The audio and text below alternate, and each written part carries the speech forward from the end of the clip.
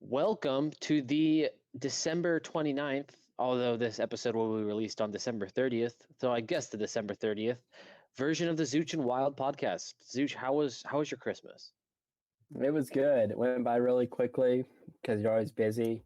I have to go to my fiance's parents' house and my parents' house. So you stay pretty busy. And by the end of it, you're kind of tired, honestly. You're just like, hit the bed on the night of Christmas and you're like, all right, I'm sleepy. Went and saw the Iron Claw Christmas night. Iron Claw, right on. Little A25. Pretty depressing. Yeah.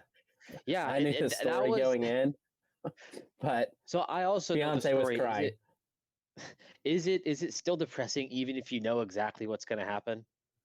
I'll put it this way. It's so depressing that they didn't even include all of the depressing stuff. They completely removed one of the sons who died from the. They put like bits of his story into another son because the director was flat out like, yeah, if I had him in the movie too, I don't think they would have made the movie. It was that bad. Yeah, because I saw the Dark Side of the Ring on the Von Erichs, and I was like, and that included everything. So yeah, for anyone who watched Iron Claw, it's a great movie. If you want to learn more of the story, Vice, Dark Side of the Ring, and I think it's called like The Last Von Erich, and it's the one guy. Yeah. Spoiler alert! It's a spoiler, but it's not a spoiler because it's real life. That the one brother that's still alive, like they like interview him and like talk to him about his life and stuff. Very, very interesting. Yeah, it's crazy. It is insane. Well, let's get to something not as depressing and something awesome, and that's bowl season, man. It has been in full swing. I'm loving it. The Pop-Tart mascot, Butch Jones screaming, "You blew it," right in the ref's face. San Jose State with the dud of the century in the Hawaii Bowl. I mean, the list goes on. I mean, I love bowl season. For anyone who says there's too many bowls, get a life. That's what I say. Yeah, no, I like both these. It is a little weirder now with like, you'll just get like an update from Bruce Feldman that he's like, yep, 93 players on FSU have decided not to play in the Orange Bowl. And you're like, oh, okay. Like, I didn't expect that one. Bowl season's awesome now because it really is like the third string guy, like the Alex Moran of every team. Like, oh man, this is great. I get to play D1 football. And it's like, nope, you're playing a 5 p.m. game on ABC, bud. Like, enjoy everyone looking at you. Yeah, it's awesome. Side note, we're gonna bring this up. People have been talking about it, and by people I mean me. On this show, we are the first to admit when we're wrong. And we are also the first to admit we are right. Now, I'm going to play a clip from last week, and guys, just listen and just see how it may pertain to a certain bowl game and a certain player. USC. This is a prove-it game. If they beat USC, then they could be like, man, we had a solid year. Maybe a couple of hits here or there, and we could have gone to a New Year's Six. And a loss here is like, nah, you guys were flukes the whole year. Like that Notre Dame win, you were riding on the whole time. And if you're USC, you got two young quarterbacks who you got a chance to test out now. Not two anymore. Sitting out. There's going to be a lot of guys sitting out. You had a top recruiting class. Now you can play freshmen and not burn their red shirt. So you can choose to play a lot of young guys and see what they're about. We both talked about this. For USC to be successful, they need an upper class quarterback from Southern California. Yes. That is the only way that USC succeeds. It's tried and true. Matt Leinart, Sam Darnold. I mean, you can even go UCLA. Josh Rosen went to St. John Bosco. If you are a Los Angeles school, just only recruit upper class kids from the LA and Orange County area. And they have one. They have this kid named Miller Moss from Mission Viejo. He fits the bill, baby, and he's a beast. He was like a 4 or 5 star coming out. I think he's like a sophomore or junior. And they also have this. All right, I'm going to cut it off there because I also say they have Malachi Nelson, who, as we all know, has entered the transfer portal. And hello, Jess. But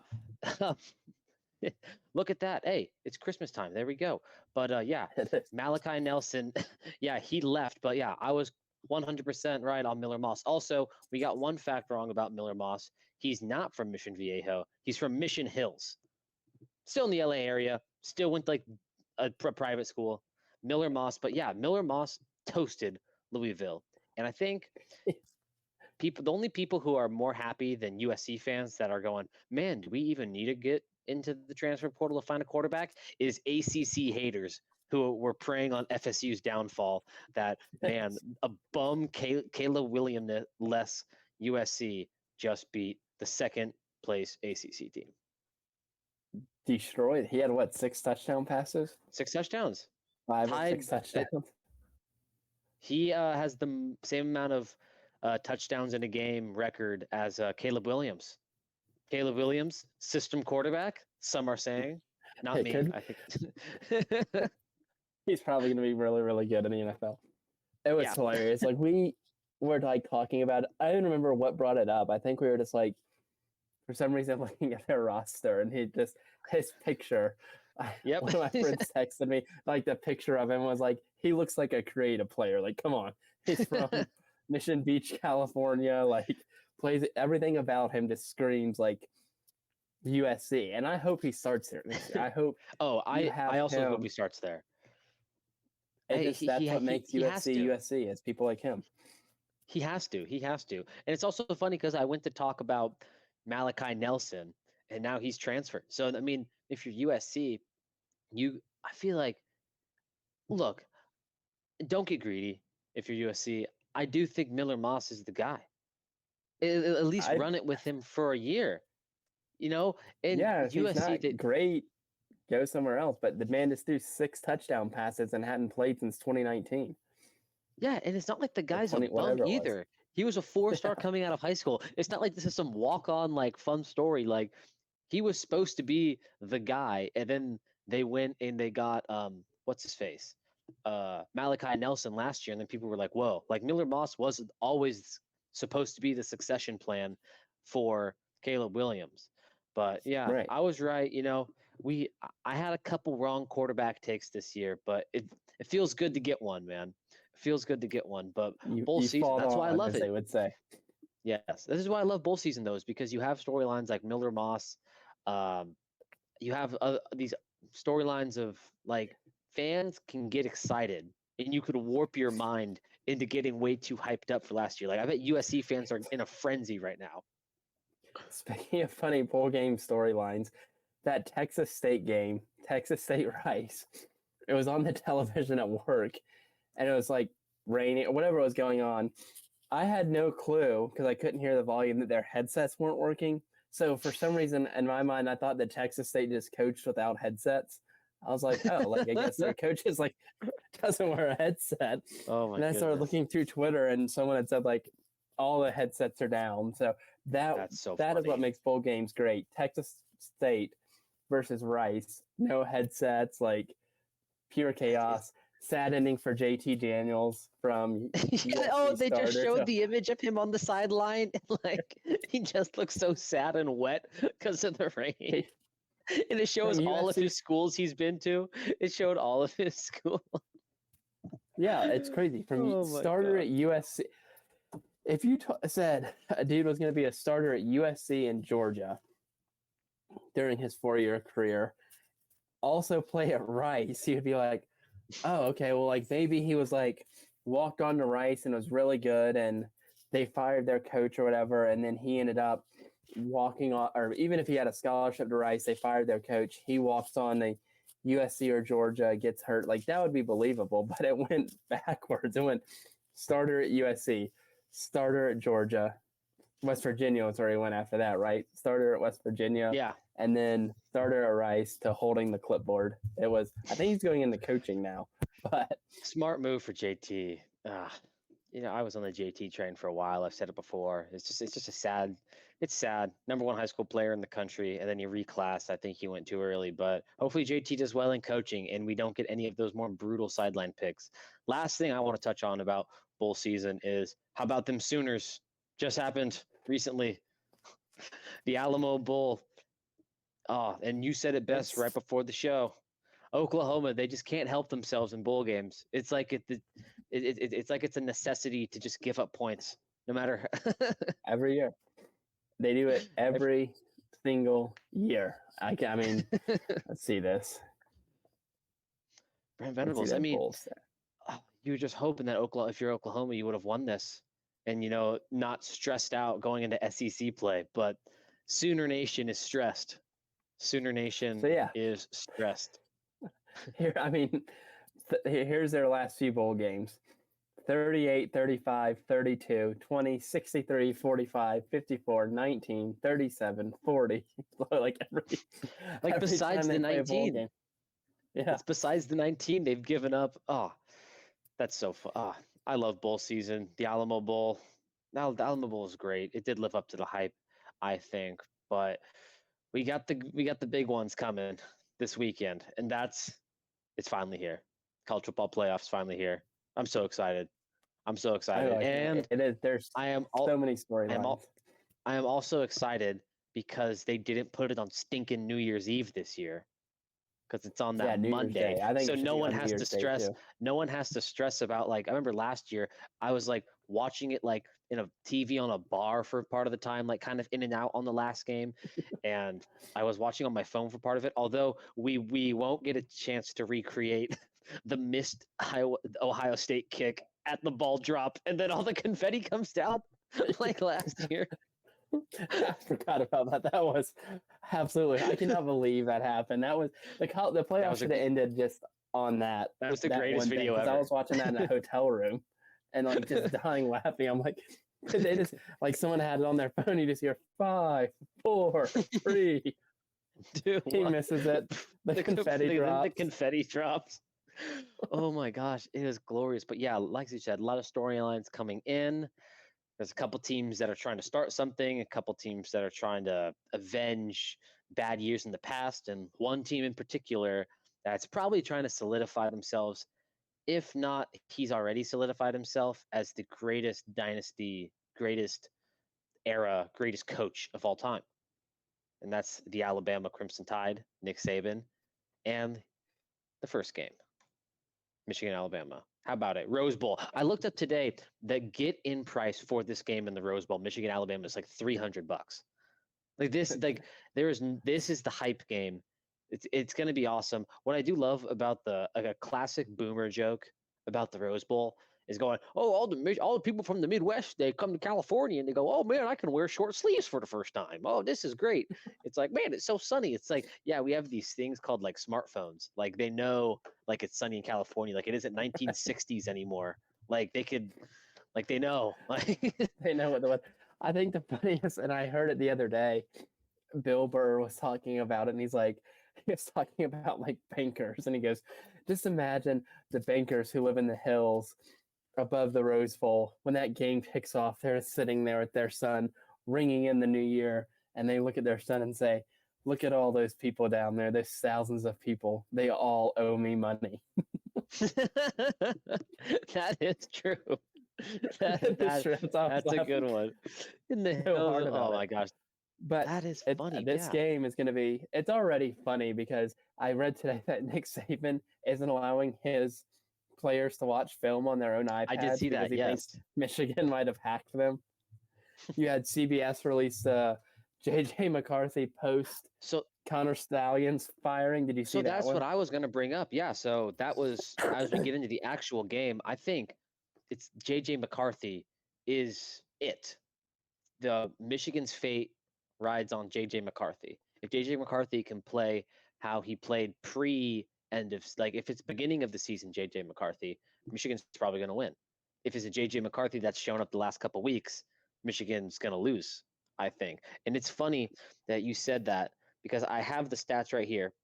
So Connor Stalions getting fired, 8 games, completion percentage at 78, passing yards per game, 225, touchdown to interception ratio, 18-3. Pretty solid, right? In 8 games. So 5 games after, completion percentage at 68. I'm not too mad about, like, that's fine. Here's where it gets brutal. Passing yards per game, 166. Touchdowns, interception, 1-1. Now, he has one touchdown in the last 5 games. That's the stat I read, man. I mean, you have to think Penn State, they didn't throw the ball after half. Ohio State didn't throw the ball after half. Iowa State was a lot of rushing touchdowns. Iowa was a lot of rushing touchdowns. I mean, I don't want to play devil's advocate here. He did play tougher teams, right? He played tougher teams. Maybe that's why his stats are down. But to play devil's advocate, Alabama's a tough team. So like, Yeah. like this has JJ McCarthy needs to step up for Michigan. And if you're Alabama, I think you just play loose like you have, kind of like that house I do money too. feeling, and you kind of just go, hey, maybe this is supposed to be a rebuilding year for us, or an Alabama rebuild year. No one thought we were going to be here, which is crazy to think for Alabama. But I think you just play loose and just accept that, yeah, maybe there's going to be a couple chunk runs by Michigan. But if you're Alabama, I think you just play with the mindset, just like wait for Michigan to F up. Because, hey, because Michigan's a school, it's kind of like the Buffalo Bills in pro. When things seem to start going wrong, buttholes go from this, and they get tight. And I feel like Harbaugh, because I'm a Niner fan. I watched this with Harbaugh teams. When it got close, this is when Pete Carroll always used to whoop Harbaugh's ass in the NFL for the most part, because Pete Carroll is able to stay calm in these situations, and Harbaugh just gets wound up, and you can see it in their team, in my opinion. Yeah, I mean, this is as weird as it is to say. It's way more of a must-win for Michigan. They don't even know if Harbaugh's going to be back next year. Like I know they offered him that contract that he can't. Like it's a huge contract, but it like stipulates he can't like interview for NFL jobs or something like that next year. But if you don't win this year, no, this is the all-in year. This is like the culmination of all of his recruiting. JJ McCarthy was his like guy from the beginning. He pushed out Cade McNamara. Great move, Harbaugh, by the way, because that guy should be doing what JT Daniels is doing, holding a clipboard instead of poor JT on the sideline looking sad in the pouring rain in a bowl game. But Michigan's got a lot of stress, man.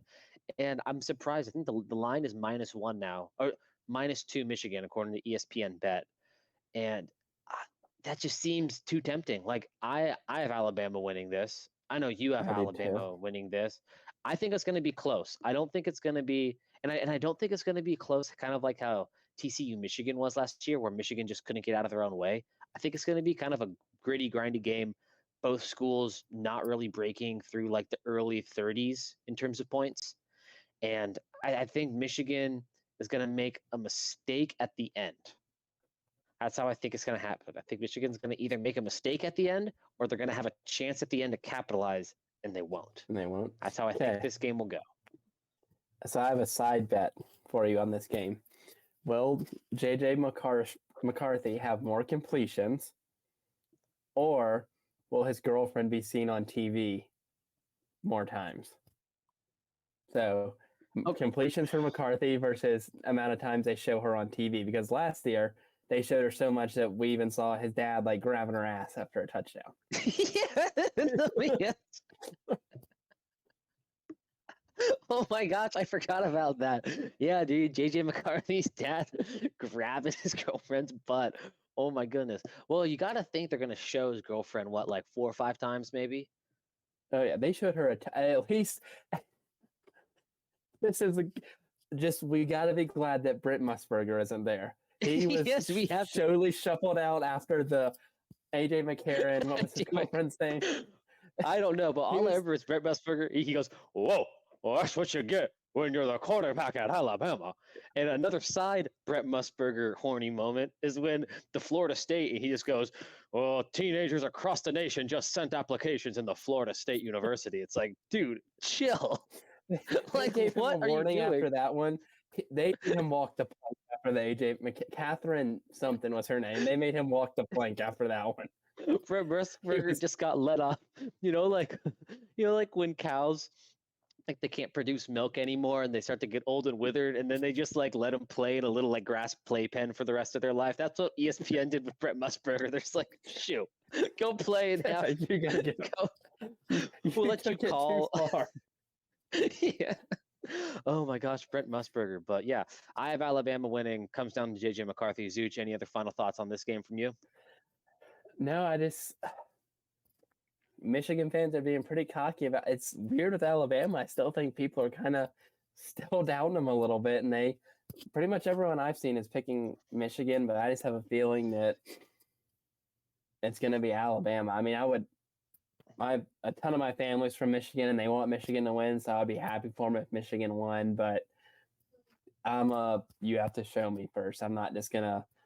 Michigan's had this opportunity time after time here recently, and they just can't seem to get it done. And if they get it done, kind of like with Clemson, Clemson was notorious for choking. They got it done, and once they did, they were really good after it. And I think Michigan could be the same way, but you have to get. I thought maybe beating Ohio State would be it, but so far they haven't done that, and I don't know. I'm going with Alabama at the end of the day. That's fair. But I hope Michigan does win. It's like the mental thing of getting over the hump and kind of like how it plays into your psyche. Let's go on to the next game. Washington versus Texas. This is going to be the fun game. This is the game that I think people are overlooking a little bit because a lot of casuals will go, "Oh, Michigan, Alabama, those are the two. Look at this. I spelled Washington wrong. That sucks. Let's just hide that." Gosh dang it. Oh man, it isn't a show without some spelling mishaps. Come on, we've had fun over the holidays.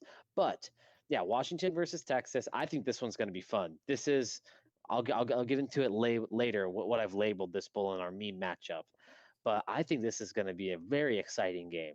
These are two teams. No one really, in my opinion, I don't think.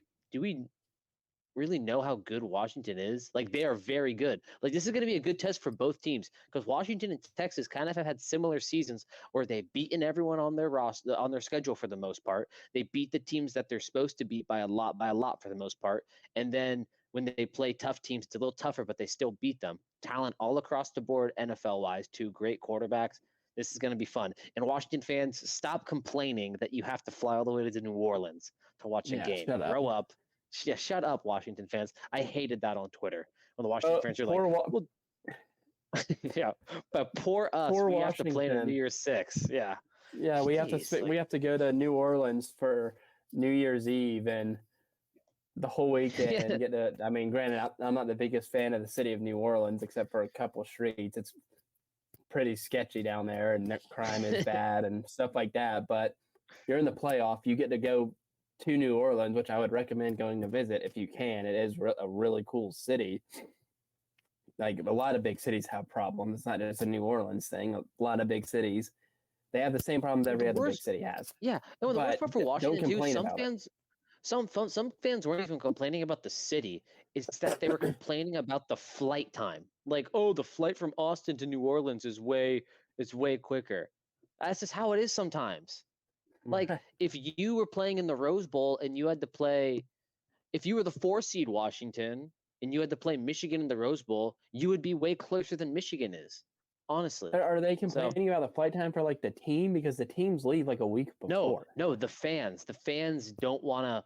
The fans would rather have a shorter flight to LA in the Rose Bowl than they were in New Orleans, which is fair, but like, it's such a first world problem college football wise. Yeah. Oh, woe is me.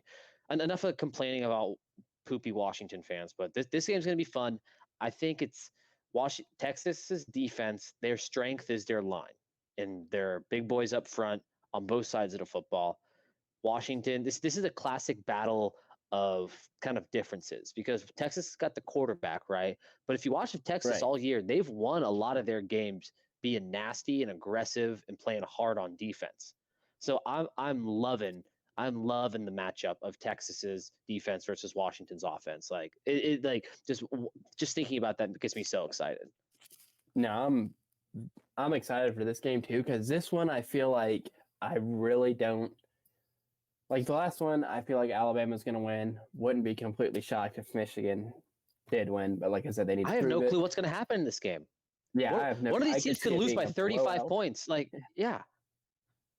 Yeah, there will be they will show like, and they do this every year, and I don't know why it's always so funny, but both these teams, like Washington, maybe not as much because they went undefeated, but Texas for sure they will. If Texas is getting beat like 38-14 in the fourth or something, they'll be like, the announcers will start talking about how Texas might not be completely back, but they're on the right track, and like. Give Steve Sarkisian a couple more years and like get used to this because they're not going anywhere, and they're talking about Quinn Ewers coming back, and they will show like Arch Manning's parents and family in the Yep. crowd somewhere, and Cooper they'll show Manning, Michael Penix's mom and dad, and Oh, there'll be they'll a for shot sure. of guaranteed shot. If there was ever a guaranteed pregame or coming back from commercial break shot, it will be the Washington Husky live mascot hanging out with Bevo. Guaranteed. Guaranteed that Husky will be forced to get right next to Bevo, and Bevo will not be happy about it. Right. We know how Bevo reacts when hanging out with certain canines, as Uga found out a few years ago. And thankfully, we're still about 72-ish hours away or whatever from the game, but Washington fans have refrained from murdering a relative of Bevo, a la Oklahoma State. Yeah, that is true. Yeah, Washington Made it fans. this far. Actually, yeah. In fact, I think there's enough vegetarians in the Seattle area. I think Texas should be happy that they're playing an area like Washington. You know, kind of like that Pacific Northwest, kind of like farm to table. You know, sustainable living up there. So this is a perfect matchup. But football wise, like you said, this game could go anywhere. Like I personally have Washington winning this matchup, but I could watch this game and in the first two quarters, Texas is up 17 points, and I go, yeah, that makes sense. And I see Washington up 14 points at half and go, yeah, that also makes sense. I think for Texas, it comes down to can Quinn Ewers match Michael Penix? And for Washington, it comes down to the Pac-12's Achilles heel has been they get beat up by toughness because all the other conferences are tougher and stronger. Washington has been applauded all year from being, hey, they got the line and the toughness of a Big Ten team. Can they actually prove that against a proven tough team in Texas? I do know this though, the powers that be, no matter who wins, but I think specifically if Alabama wins, they are going to be praying that Texas wins that second game. An Alabama-Texas rematch will do. Colt McCoy will finally be. He will finally be redeemed. Colt They'll have like an interview with like him and like what was the name? Ronald McLean. They'll have him on there, and like Mark Ingram will be talking about it, and all the people that were like in that game. Mac Brown will be like on ESPN to talk about it. And... Yep. Oh my gosh, yeah. The ghost of Colt McCoy will finally be redeemed. And you know, God help us if Texas and Alabama have to play each other, and because where's the national championship this year? Is it I want to say it's in Arizona this year, but let me double check on that. That's we should know this national championship game, college football. All right.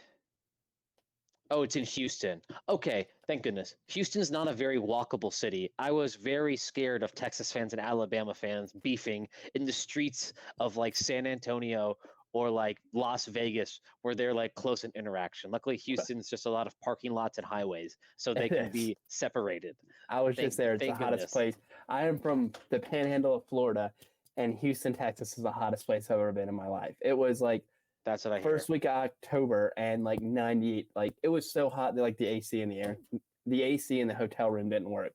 But we did have this year, and that's kind of why I'm hoping for an Alabama-Texas rematch. Is we had that fight. Do you remember that from earlier this year? That Alabama-Texas fight where from outside the bar. Yes.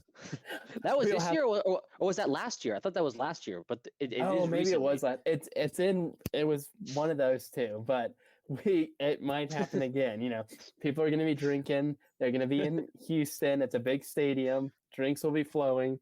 There will be some come up, specifically if Texas loses. If Texas loses on like there will be a come apart. Weird ways. there will be a come apart by somebody in orange. That's awesome. Also, side note on this game. So, dude, any other comments on the actual game before I say this little side piece right here? I don't believe so. No. All right. What's with the SEC not selling beer in their stadiums? What the heck's with that? I was able to get beer at the Ole Miss game. So, the SEC championship, they didn't sell beer, and that's because some stadiums don't sell beer. Is that like an SEC like conservative like rule thing, or is that like we fear for the safety of our patrons if we allow these people to buy beers in the stadium and get more drunk? I think it's that, but it's also relatively. I think more schools are starting to come around to it now. Mm-hmm. the selling of beer in the stadium. So I think some of those, it's probably they just haven't done it yet, but they are working on it. Because what BSU has been doing it for 2 or 3 years now, not that long. Was it? I think it was after COVID that we started, right? Yeah, it was after COVID. And I think honestly, it's probably one of the only good things to come out of COVID, because I think they did it out of necessity to like raise money because they were kind of like in debt after COVID. And I think it's been a great rollout. You had the Uber freaks of Boise being like, there'll be too many drunk people at the games. It's like, shut up, dude. Like, you think like everyone went in there sober, and now because we sell Michelob Ultras, everyone's gonna magically be more drunk? No, people like to enjoy drinks at a football game. You know, I mean, Yeah, that's people are what. adults, and let them be responsible.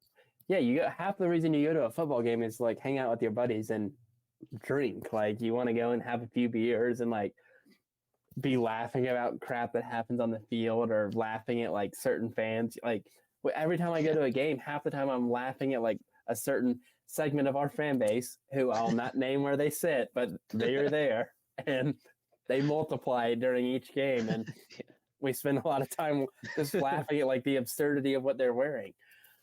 But yeah, I do remember hearing that about the SEC championship, and I don't know why they did that. I think it has to be they just don't want it to get too out of hand, because I think you do have a certain segment of people that don't know when, like all right, we need to like you need to stop drinking at a certain point. Like you're starting to act like a fool, and you're going to get yourself or all of us kicked out. And you combine that with the heatedness of SEC rivalry, and it's just a napalm bomb of what did you say to me, and tumbling over seats and pledges and suits getting in brawls.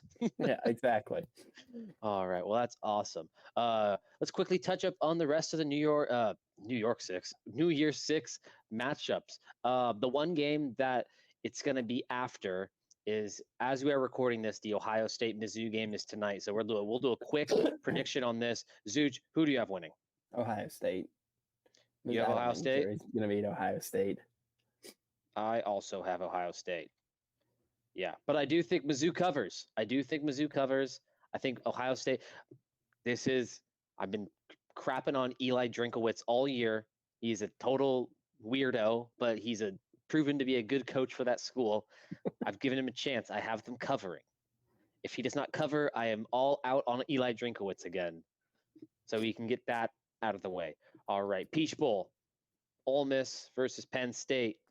This is kind of a fun game. This feels like the Super Bowl for Ole Miss, and for Penn State elitists, they view this as like the NFL Pro Bowl. Like, why are we even here? That's why the Twitters between these two fan bases, it's a pot that's about to explode right now. We had an Ole Miss fan posted the other day, is it safe to bring my kids to Atlanta if Penn State fans are going to be there? The worst part about that is that I can't tell if that's a joke or not. Like, there might be an Ole Miss fan going, I don't know if it's safe. Yeah, and like the Penn State fans they don't realize, no matter like, that is always going to be the joke for until the end of time with Penn State, is that you can't get away from that. I'm sorry, Penn State. I know that basically every one of your fans, with the exception of maybe people who are on that coaching staff, had no idea that was going on, and maybe people that like worked at the school and stuff. You did not know Jerry Sandusky was doing what he was doing, but you have to live with it, and fan bases are always going to go there from here until the end of time. I find it funny too that like the Penn State was it the Penn State fan on the message board who was like, I think there'll be way more Penn State fans there. Ole Miss is like way too far from Atlanta, and they're like, did you not pass 9th grade geography? But yeah, I'm there excited. Will be plenty of Ole Miss. This is, like you said, it's the Ole Miss. The only bowl game, I mean, national title, obviously playoff, but the only other bowl game, and it is a playoff game this year, that could be better for Ole Miss is the Sugar Bowl, because then that one is like driving distance. Atlanta is too. It would take a little bit longer, but Sugar Bowl, that is like hog heaven. Like the streets would be littered with like people in red. I am glad that this matchup is not in the Sugar Bowl, because I think Atlanta's a little more spread out.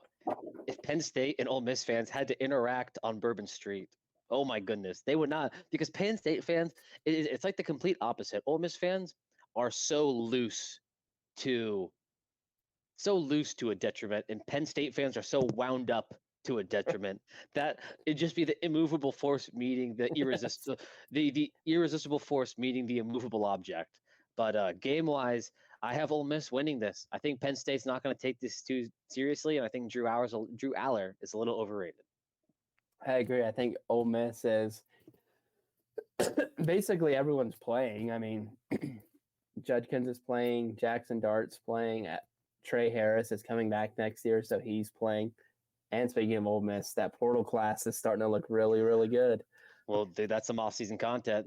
We'll touch on the portal But after. Ole Miss has basically everyone playing, and Penn State guys are sitting out.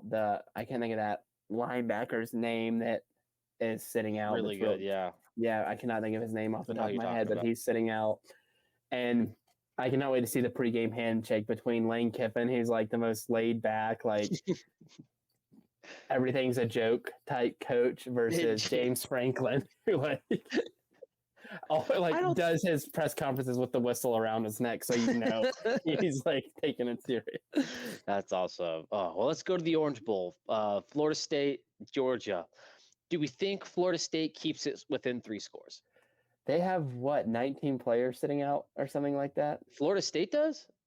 Let me look this up. I thought both of them do, but now Florida State's going to have to play with their 3rd string quarterback. Because that's where I think the big difference in this game is that Carson Beck is not going to sit out. Oh, 24 players. Sorry, not 19. From Florida State are sitting out? Yeah, is this the first time in history where the opposing team is sitting out more players than Georgia in a non-playoff bowl game? Because usually Georgia's the team that has a lot of players sitting out. Everyone's sitting out. And I even think they have like Brock Bowers didn't travel with the team and stuff. Mm-hmm. This is setting up to be like a burning of Georgia, but reverse. Like when Sherman rode through Georgia and burned it all down in the Civil War. This is what Kim Jong Kirby is going to do to Florida State. I have the feeling. Kirby is going to prove, because especially for some reason, I wish this game would have been after the playoff, because if Texas or Washington would have got murdered, you already know Kirby Smart would go, I'm going to hang. Kirby Smart wants to hang 70 on Florida State just to give a double middle finger to the playoff committee and just use this fuel for next year. But I think the difference in this game is Carson Beck, as much as I joke about him, is a much better quarterback than whoever FSU is going to throw out. Yeah. So, and like you said, 24 people are sitting out for FSU. No, it's we saw what the Louisville just happened to do against USC, and that FSU team struggled with Louisville. Right. So I think if you're FSU, as long as you can keep it within a couple scores, keep it respectable, because then you can play the card, well, we had a lot of people sitting out, and if we would have played our starters, it would have been different. Yes, just keep it close. Exactly. I agree. All right, and let's go to the next New Year's Six game, the Fiesta Bowl. This is, I think this, Oregon Liberty, I think this could get out of hand very fast, Zooch. I think this could get out of hand very, very fast. This is either going to be a complete and total trouncing, like 56-10 or something like that, or this is going to replace the BSU Oklahoma Fiesta. Wow.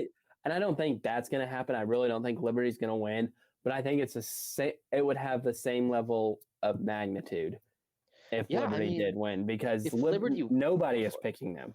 No one is. And I also think Oregon's going to kill him. I have him in my bowl pick'em as the largest margin of victory. So, but the thing that Liberty could do, that is the win-win for me, because I would hate for Liberty fans, because I think Liberty University, I don't even, because they get an unfair advantage, because it essentially is like one guy's like passion project. He just like created the university, so they have like unlimited money that other even like private schools with like boards don't have to like deal with, and they can just like funnel money. But when Liberty, if they were to pull this upset of the century off, they would solidify that G5 spot for at least the next decade in the playoff. Yeah. That's the one reactory thing that could happen from that. Reactory, is that even a word? Reaction that could happen if Liberty wins. But I think Oregon's going to wipe them. Also, we've been talking about stuff being shown pregame. DeAnthony Thomas touchdown against K-State will be shown, guaranteed. Yep, they'll show that, and then they'll show like how Liberty got to where they are, and they'll show like Hugh Freeze like holding up some bowl trophy. Like they'll show like him holding up some bowl trophy, and whoever else is coached there, and how like their steps from like wherever they started to how they got here now, and they'll ask what's his name, Jamie Caldwell. Chadwell. They'll ask him like what he told his team, and he's gonna be like, "I just told him to stay loose and go out there and have fun." He'll say something like, "We will know how Liberty is because you know Liberty, like their starters are all fine. They're gonna have like some walk on run out, and you could just tell he's so stiff. Like there's not gonna be a more nervous kickoff squad in the nation than Liberty is against Oregon. Oh my goodness! Last thing I want to say about this game is that how many people do you think are actually going to be in that stadium? Like, do you think the upper deck's going to be full? Because with the Tulane, USC last year was not full. They did not sell out the Cotton Bowl. And I think this game's two smaller fan bases. Yeah. And USC's a bigger fan base than Oregon. Oh. Yeah. Yeah. And I also think Dallas is in a more that's a question for another time. Is Oregon a bigger fan base than USC? That's a question for another time. But that's my only question. I don't think they're going to sell out the stadium. I think they're going to like show because it's also the early game too. I think, if I'm not mistaken. Yeah, it is because it's the same day as the playoff games. It's not because we have games tomorrow. We don't have any on Sunday because the NFL is on Sunday. Yeah, but Monday we do. I don't think there's any Monday night football. There's not. Almost guarantee. Yeah, there's not. Yeah, that would be that would be rating suicide if for Monday Night Football. To put Monday Night Football. Although I would, because then I would get to see who is a casual and who loves football. Because if you love football, you watch college football playoff. If you're a casual and an elitist who go, the product's inferior. Why is the product inferior? Shut up, dude. They're 18 and 19-year-olds. That's why. Like Liberty University. Do you think we're watching Liberty University because they are the masters of the game of football and this is what the product God envisioned it? No, it's going to be crappy and loose and athletic and big plays are going to be made. Exactly. I feel like I go on this rant every 3 episodes about NFL elitists. But yeah, I think we covered all the New Year's 6 matchups. Let's get to the meme matchup of the week. My meme matchup of the week is Washington versus Texas because it is the Sark Bowl. Sark, is that yours as well? It is. It could be anything else. The Sark gets to. Did you pull up? Was it you who said Sark at Washington? Like never won less than 6 games, but never won more than 8 games or something like that. Yeah, he went like 7-6 or 8-5. He was like every year. He was like perma 7-5, and then he got the USC job. But yeah, just watching Sark, because you already know Sark, they're going to show another thing, guaranteed they'll show, is the picture of the old Sark in like the old Washington, like Adidas gear on the sideline, and then him now. That's what they will show. So excited for the Sark Bowl, excited to see Sark face his old team. I know he's thinking about it as much as he say he won't. He isn't thinking about it. He's thinking about it. He's thinking about it. He is thinking about it. But let's go to Hilo Buffalo, the last segment of the show. And we're doing Hilo Buffalo individual performances. So which individuals do we think are going to perform well, not well, and could perform well, could make a couple big plays, somewhere in the middle. But Zooch, I'm going to throw it to you for the high. Who do you have? My high, Trey Harris against Penn State. I think he, for a couple reasons. First off, I think they faced, Marvin Harrison Jr. from Ohio State, but this is going to be probably the second best receiver Penn State has faced all year. But the difference is Ole Miss has other weapons to go around the field that can, you probably aren't going to be able to double Trey Harris the whole time. And I think he has a lot to prove because he just got an NIL deal. And they're bringing in, what's his face from South Carolina, Juice. Oh, yeah. Is Juice Robinson? That's a wrestler. That's not a. The guy from South Carolina, Juice. I cannot think of his last name right now. It's been a long week. A lot of celebrations and working. So, anyways, end of the day, it's going to be Trey Harris. I think he's going to have a great game. I think generally that whole Ole Miss offense is going to have a pretty good game. Hope those guys specifically Jackson Dart and Quinshon Juggins come back. They haven't said if they are or not, but that's my high. Fair enough. My high is going to be Rome Aduze.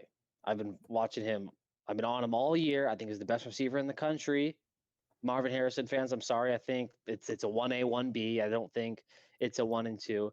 And I think he's going to ball out because if there was a weakness to this Texas team, it would be the secondary, in my opinion.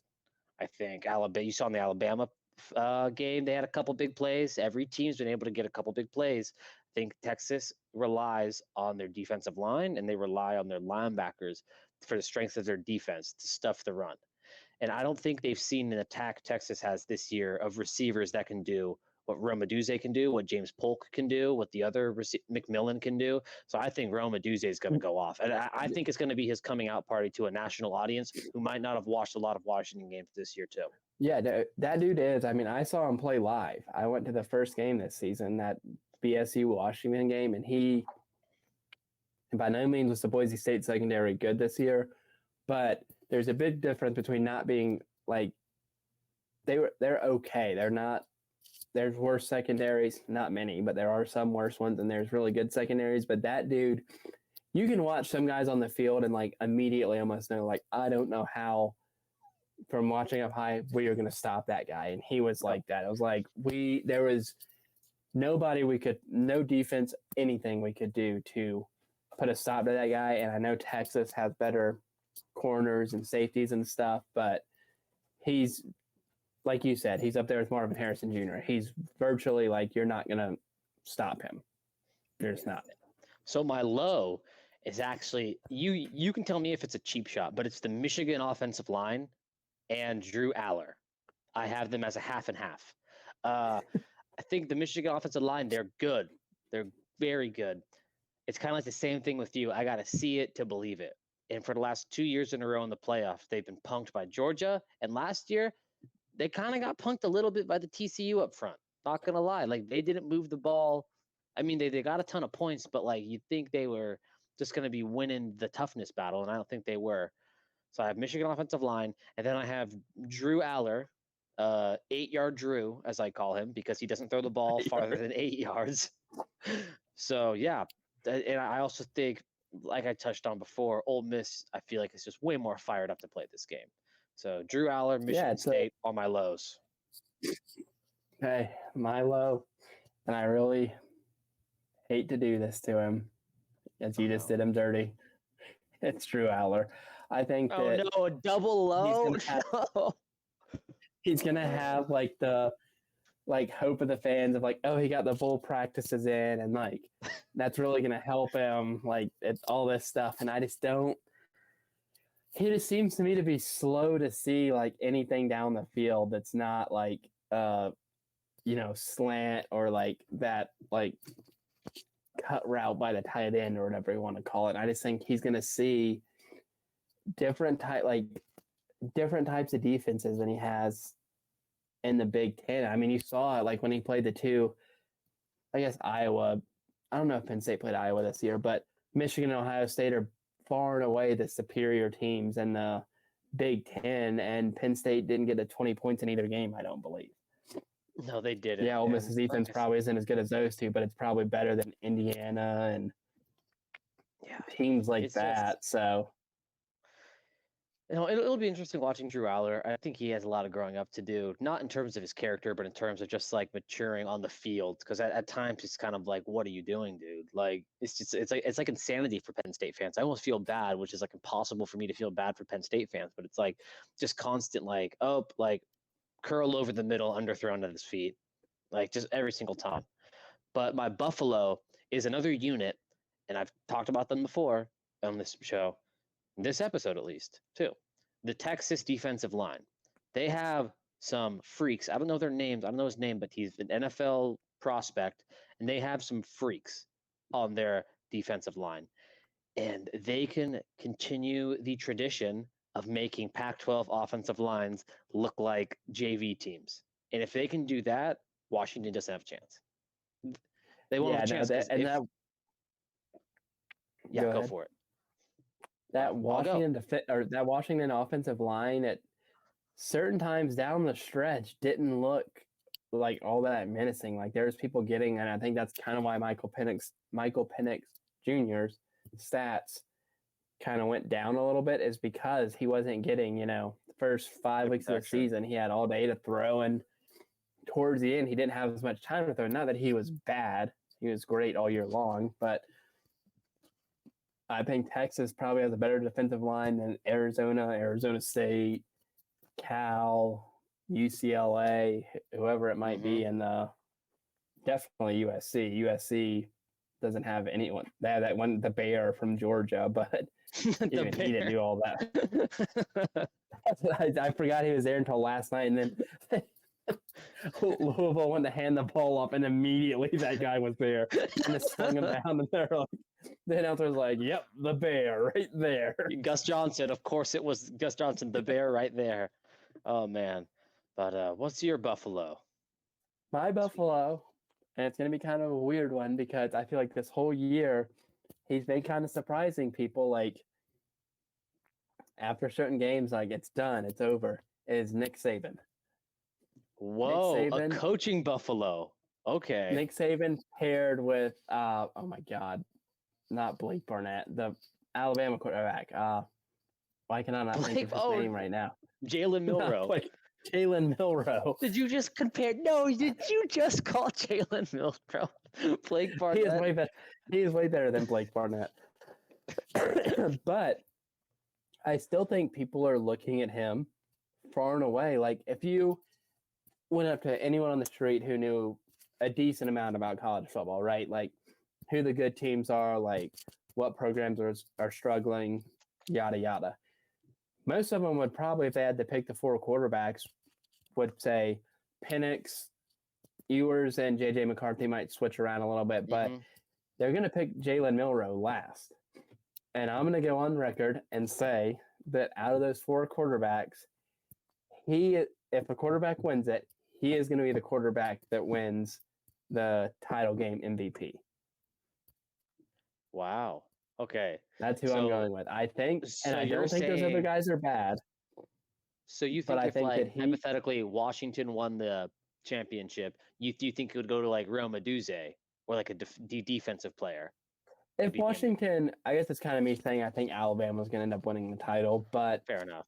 I mean, if Washington won it and Michael Penix has 396 yards passing, yeah, he's probably going to win it. I think Michigan, there's a strong chance that, like, Blake Corum wins it, just because he'll probably have to run the ball a lot.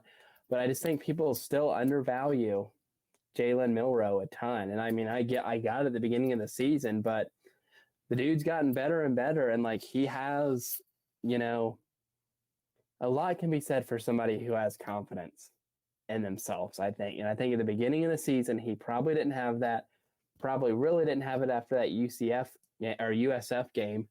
But now he's won an SEC title. He's in the playoff. He beat Georgia. He made that, despite what people want to say about the Auburn game, he made that throw at the end of that game.